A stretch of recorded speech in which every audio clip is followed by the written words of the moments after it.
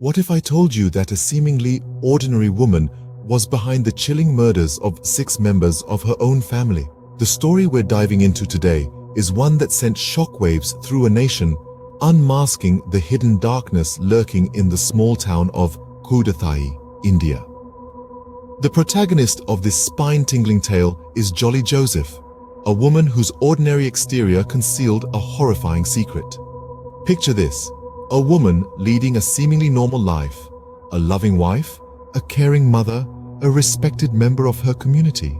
Jolly Joseph was all of these things and more. She was a woman who had seamlessly woven herself into the fabric of the small town, her friendly demeanor and active involvement in local activities earning her the trust and respect of those around her.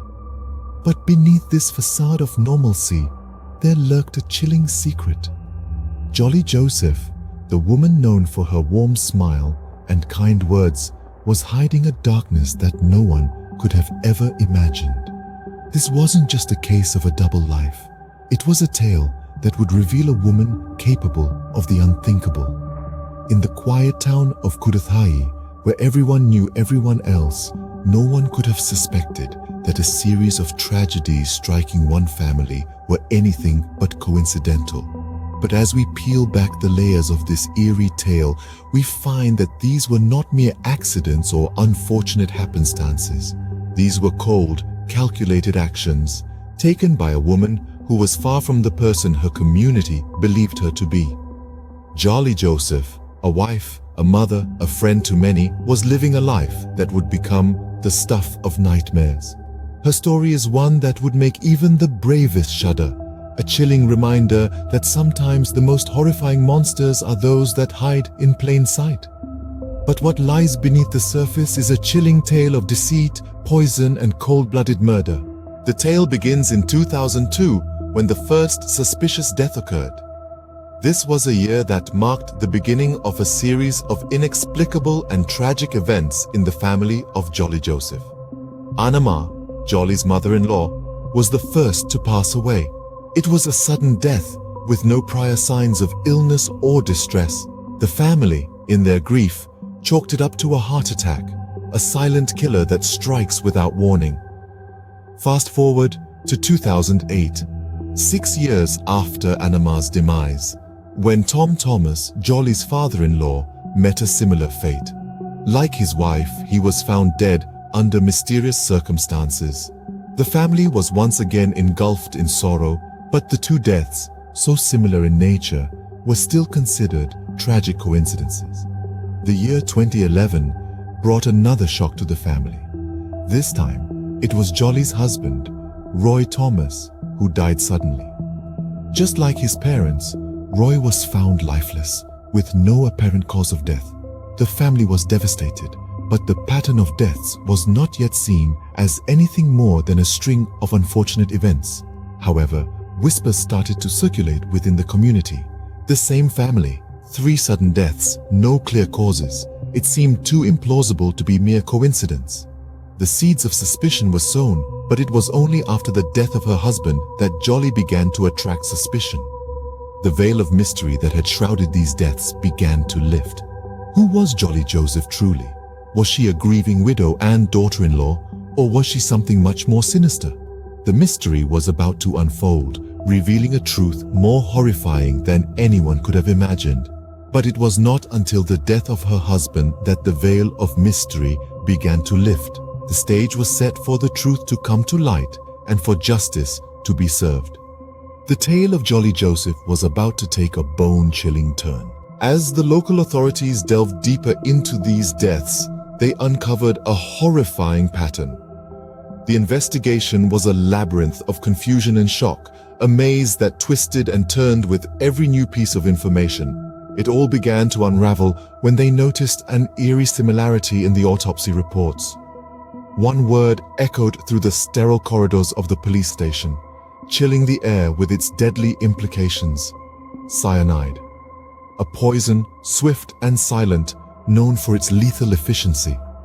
As the authorities delved deeper, they discovered the victims shared more than just a common cause of death. They shared a common connection: Jolly Joseph. a woman known for her warm smile and kind heart, now the prime suspect in a series of gruesome deaths. A thorough search of Jolly's home revealed traces of cyanide. The poison was found hidden within the confines of her kitchen, a place generally associated with nourishment and care. The irony was chilling. This discovery turned the investigation on its head, painting a horrifying picture of a woman who was not what she seemed. The police began to connect the dots. Each victim was a part of Jolly's life. From her husband, to her in-laws, to her own friends, each person had been part of her inner circle. The realization sent a shiver down the spine of the investigators. Could this friendly, seemingly innocent woman be a ruthless killer? The victims had all died suddenly, with no previous signs of illness. They had trusted Jolly, invited her into their homes, shared meals with her, laughed with her, and in the end, they had died by her hand. The poison she used was a silent killer, leaving no trace until it was too late. The pieces of the puzzle were coming together, but the most shocking revelation was yet to come. As the police pieced together the timeline, they realized the murders spanned over a period of 14 years. A chilling thought lingered in the air. How many more victims were there? How many more lives had been claimed by this smiling assassin? The pieces of the puzzle were coming together, but the most shocking revelation was yet to come. When confronted with the evidence, Jolly made a shocking confession. An eerie silence hung in the air, as Jolly Joseph, a seemingly ordinary woman from Koodathayi, admitted to the unthinkable. Over a span of 14 years, she had meticulously planned and executed the murders of 6 members of her own family, all through the sinister use of poison. Her confession sent chills down the spines of those present. It was a horrifying revelation, one that not only shattered the image of the woman they thought they knew, but also left them questioning how such heinous crimes could go undetected for so long. Her motives were as chilling as her methods. Jolly confessed that her crimes were driven by greed and a desperate desire to secure a future with her secret lover. She wanted to eliminate anyone who stood in her way, anyone who could potentially disrupt her plans. Her victims, unaware of her sinister intentions, fell one by one, their trust in her ultimately leading to their demise. Jolly's confession unveiled her as a master manipulator. She had managed to maintain a facade of normalcy, even as she plotted and carried out her deadly plans. To the outside world, she was a respected member of the community, a loving mother and wife. But behind closed doors, she was a cold-blooded killer who stopped at nothing to get what she wanted. The way she spoke about her crimes was chilling. There was an unsettling calmness in her voice, a stark contrast to the gruesome acts she was confessing to. It was as though she felt no remorse, no guilt for the lives she had taken, for the family she had torn apart. Her confession was a gruesome testament to the depth of human depravity and the lengths some are willing to go for their own selfish desires. It was a chilling reminder that monsters live among us, sometimes hiding in plain sight under the guise of ordinary people leading ordinary lives. The woman who was once a respected member of her community was now revealed as a cold-blooded killer. Jolly's confession sent shockwaves throughout the nation. The revelation that a seemingly ordinary woman could be responsible for such heinous acts left many reeling. Across the country, people gathered around televisions and radios, their conversations punctuated by disbelief and horror. The media coverage was relentless, the public's thirst for information seemingly insatiable. The trial that followed was high-profile, capturing the attention of the entire nation. The courtroom was consistently packed, with people queuing for hours just to get a glimpse of the woman dubbed as the Cyanide Killer. As the evidence was laid bare, the jury and the public grappled with the grim reality of Jolly's actions.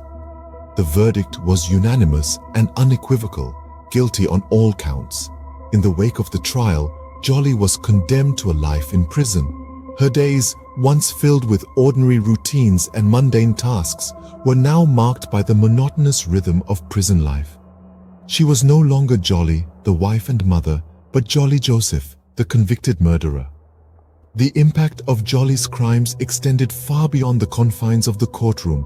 The small town of Koodathayi was forever marked by the tragedy. A sense of unease lingered in the air, a constant reminder of the atrocities that had occurred within its borders. The community was left grappling with a profound sense of loss and betrayal. On a national level, the case stirred a deep-seated fear. It shattered the notion of safety within one's own home, revealing that danger could lurk even in the most unexpected places. It prompted a nationwide conversation about trust, safety, and the nature of evil. In the years that followed, the story of Jolly Joseph became a staple of true crime tales, a chilling reminder of the depths to which humanity can sink. Her name became synonymous with treachery and deceit, a grim testament to the darkness that can lurk beneath an ordinary facade. The tale of Jolly Joseph serves as a chilling reminder that sometimes the face of evil can be disturbingly ordinary.